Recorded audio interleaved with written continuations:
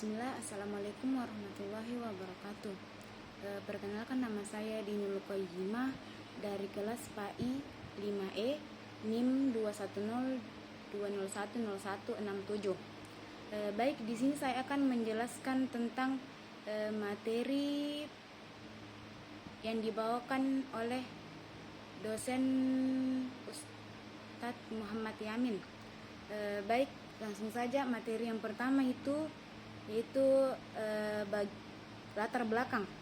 Latar belakang adalah dasar atau titik tolak untuk memberikan pemahaman kepada pembaca atau pendengar mengenai apa yang ingin kita sampaikan. Latar belakang yang baik harus disusun dengan sejelas mungkin dan bila perlu disertai dengan data atau fakta yang mendukung. Latar belakang dimaksudkan untuk menjelaskan alasan mengapa masalah diangkat dalam skrip, dan di dalam latar belakang itu dicantumkan argumentar mengapa suatu topik dipilih. Latar belakang mengungkapkan bukti, data, konsep, dan hubungan antara variabel yang terkait dengan topik. Kemudian yang kedua itu rumusan masalah. Rumusan masalah adalah formulasi atau penyajian masalah yang akan diteliti dalam suatu penelitian atau studi. Rumusan masalah merupakan bagian penting dalam suatu penelitian karena membantu menentukan arah penelitian serta membantu memperjelas tujuan dan sasaran dari penelitian tersebut. Isi rumusan masalah itu biasanya pertanyaan-pertanyaan yang akan dibahas dalam penelitian tersebut. Kemudian yang ketiga itu tujuan pengembangan. Tujuan penelitian pengembangan ini merupakan pernyataan yang mengidentifikasikan arah dari penelitian yang kamu lakukan. Selain itu, bisa juga untuk menginformasikan apa saja data dan informasi yang akan kita capai dari penelitian tersebut. Pada tujuan penelitian pengembangan biasanya berisi dua informasi, yaitu yang pertama itu masalah yang akan dipecahkan, kemudian itu yang kedua itu spesifikasi pembelajaran, model, soal atau perangkat yang akan dihasilkan untuk memecahkan masalah tersebut. Kemudian yang keempat yaitu manfaat penelitian. Manfaat penelitian dapat dibagi menjadi dua, yaitu manfaat teoritis dan manfaat praktis. Manfaat teoritis berasal dari tujuan penelitian verifikatif, yaitu memverifikasi teori yang sudah ada sebelumnya. Yang kedua itu manfaat praktis. Manfaat ini menunjukkan bahwa penelitian yang kita lakukan untuk memecahkan masalah secara praktikal atau bisa juga menjadi alternatif solusi dari permasalahan penelitian. Selain manfaat teoritis yang dikemukakan, penelitian juga memiliki manfaat praktis, yaitu sebagai berikut. Yang pertama itu bagi penulis, kemudian yang kedua itu bagi guru, kemudian yang ketiga itu bagi peserta didik, dan materi yang kelima yaitu spesifikasi produk yang diharapkan. Spesifikasi produk adalah karakteristik keseluruhan dari barang atau jasa yang dapat memenuhi kebutuhan dan keinginan dari pengguna barang atau jasa tersebut. Asumsi ini kayak semacam dugaan sementara. Kemudian yang ke-6 itu asumsi dan keterbatasan pengembangan. Asumsi merupakan pijakan atau landasan untuk menentukan karakteristik produk yang dihasilkan dan pembenaran pemilihan model serta prosedur pengembangannya. Kemudian di sini saya akan menjelaskan tentang model-model pengembangan. Model yang pertama yaitu model pengembangan Dick and Carey. Model pengembangan Dick and Carey merupakan model penelitian dengan pendekatan prosedural dan sistematis yang menyarankan agar penerapan desain instruksional disesuaikan dengan langkah-langkah yang harus ditempuh secara berurutan. Kemudian makalah kelompok 1 yaitu tentang model penelitian pengembangan EDI. Model penelitian pengembangan EDI sesuai namanya merupakan model yang melibatkan tahap-tahap pengembangan model dengan 5 langkah atau 5 fase pengembangan yang meliputi analisis, design, development, implementation, dan evaluation. Model EDI dikembangkan oleh Dick and Curry pada tahun 1996 untuk merancang sistem. Dalam pengembangan produk, model penelitian pengembangan EDI dinilai lebih rasional dan lebih lengkap. Model ini dapat digunakan untuk berbagai macam bentuk pengembangan produk dalam kegiatan pembelajaran seperti model, strategi pembelajaran, metode pembelajaran, dan media dan bahan ajar. Kemudian model penelitian pengembangan EDI yang pertama tadi itu yaitu analisis. Dalam model penelitian pengembangan EDI ini perlu pengembangan produk. Maksudnya itu model, metode, media, bahan ajar baru dan menganalisis kelayakan serta syarat-syarat pengembangan produk. Kemudian yang kedua itu desain. Kegiatan desain dalam model penelitian pengembangan EDI merupakan proses sistematik yang dimulai dari merancang konsep dan konten di dalam produk tersebut. Rancangannya itu ditulis untuk masing-masing konten produk. Terus kemudian pada tahap ini juga rancangan produk masih bersifat konseptual dan akan mendasari proses pengembangan di tahap berikutnya. Kemudian yang ketiga itu tahap development. Development dalam model penelitian pengembangan EDI berisi kegiatan realisasi rancangan produk yang sebelumnya telah dibuat pada tahap sebelumnya, yaitu tahap desain. Kemudian yang keempat itu implementation. Penerapan produk dalam model penelitian pengembangan EDI yang dimaksud untuk memperoleh umpan balik terhadap produk yang dibuat atau yang dikembangkan. Kemudian yang terakhir itu evaluation.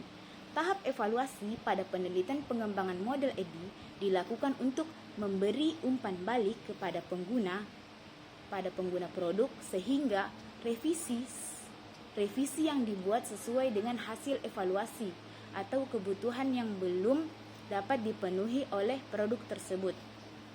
Tujuan akhir evaluasi yakni mengukur ketercapaian tujuan pengembangan, yaitu untuk mengukur ketercapaian tujuan pengembangan. Kemudian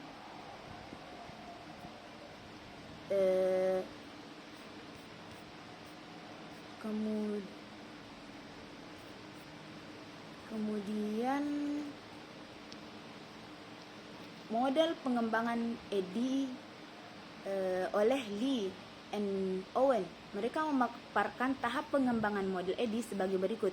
Yang pertama itu assessment atau analisis. Kemudian yang kedua itu desain. Kemudian yang ketiga itu development dan implementation. Kemudian yang keempat itu evaluation. Dan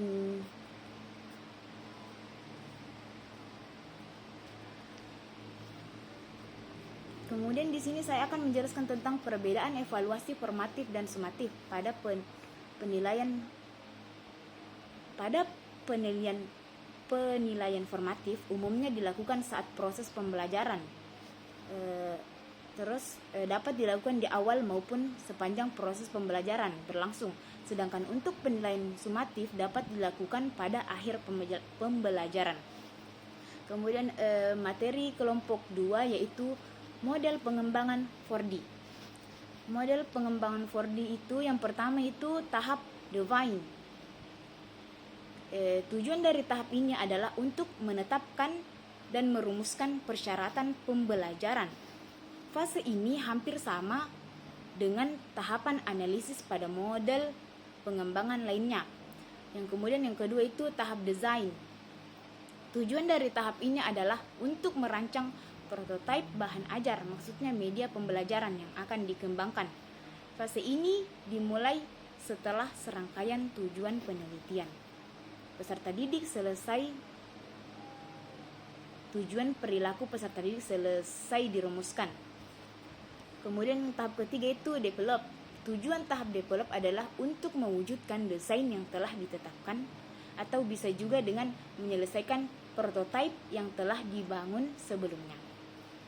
Kemudian tahap yang keempat itu disseminate. Pada tahap ini, produk sudah bisa dikatakan mencapai tahap akhir produksi. Tahap akhir produksi maksudnya pengembangan. Ketika pengujian di tahap ini menghasilkan produk yang dapat penilaiannya positif dari para ahli dan mempunyai kinerja yang terbukti konsisten. Setelah terbukti layak, maka produk ini siap untuk digunakan secara lebih luas. Kemudian di sini saya akan menjelaskan materi dari kelompok 3. Materi dari kelompok 3 yaitu model pengembangan Board and Goal. Yang pertama itu langkah-langkahnya itu research and information collecting. Maksudnya penelitian dan pengumpulan data melalui survei. Termasuk dalam langkah ini antara lain studi literatur yang berkaitan dengan permasalahan yang dikaji dan persiapan untuk merumuskan kerangka kerja penelitian. Kemudian langkah yang kedua itu planning atau perencanaan. Termasuk dalam langkah ini yaitu menuliskan kecakapan dan keahlian yang berkaitan dengan permasalahan, menentukan tujuan yang akan dicapai pada setiap tahapan, dan jika mungkin atau diperlukan, melaksanakan studi kelayakan secara terbatas. Kemudian langkah yang ketiga itu develop preliminary form of product, maksudnya pengembangan bentuk permulaan dari produk, yaitu mengembangkan bentuk permulaan dari produk yang akan dihasilkan. Termasuk dalam langkah ini adalah persiapan komponen pendukung, menyiapkan pedoman dan buku petunjuk, dan juga melakukan evaluasi terhadap kelayakan alat pendukung. Kemudian yang keempat itu preliminary field testing, maksudnya uji coba awal lapangan, yaitu melakukan uji coba lapangan awal dalam skala terbatas dengan melibatkan subjek sebanyak 6-12 subjek. Pada langkah ini, pengumpulan data analisis dapat dilakukan dengan cara wawancara, observasi, atau angket.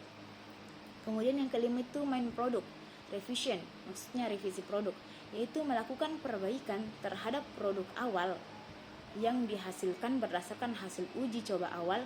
Perbaikan ini sangat mungkin dilakukan lebih dari satu kali sesuai dengan hasil yang ditujukan dalam uji coba terbatas, sehingga diperoleh draft produk, maksudnya model utama yang siap diuji cobakan lebih luas. Kemudian yang keenam itu main field testing, uji coba lapangan. Uji coba utama yang melibatkan seluruh siswa. Kemudian yang ketujuh itu operational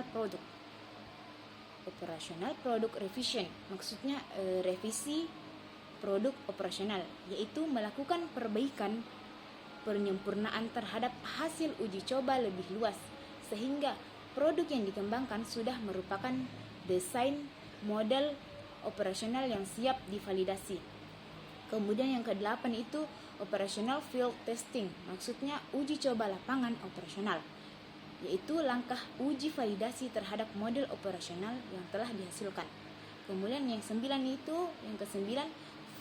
final product revision, maksudnya revisi produk akhir, yaitu melakukan perbaikan akhir terhadap model yang dikembangkan guna menghasilkan produk akhir, maksudnya final. Kemudian yang ke-10 itu Dissemination and implementation, yaitu langkah menyebarluaskan produk atau model yang dikembangkan dan menerapkannya di lapangan.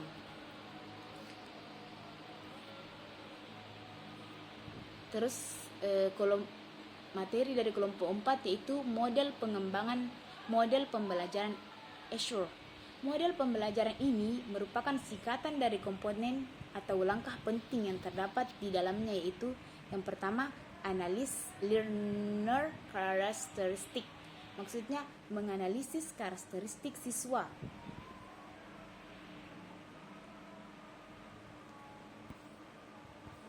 Kemudian langkah-langkah pengembangan Azure yang pertama yaitu analis learner karakteristik. Analis learner karakteristik maksudnya analisis karakteristik siswa. Langkah awal dalam pembelajaran adalah menganalisis siswa.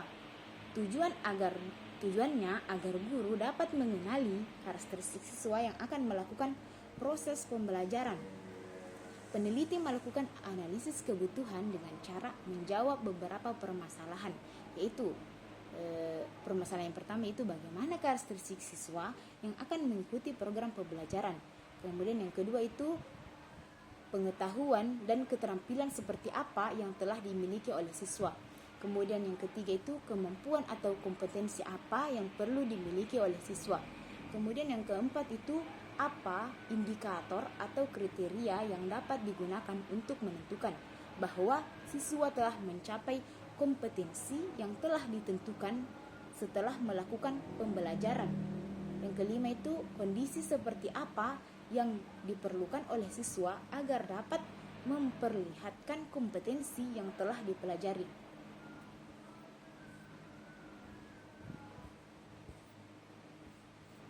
Kemudian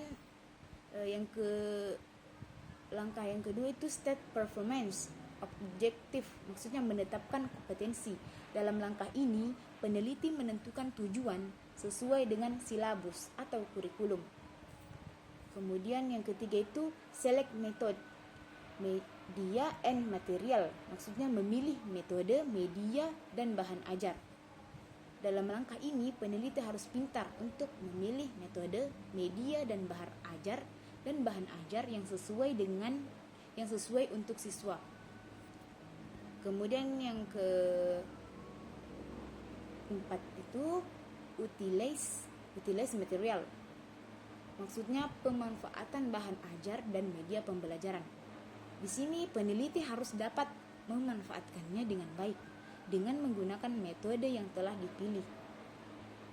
Sebelum menggunakan ketiganya, peneliti harus terlebih dahulu melakukan uji coba untuk memastikan bahwa ketiga komponen tersebut berfungsi secara efektif.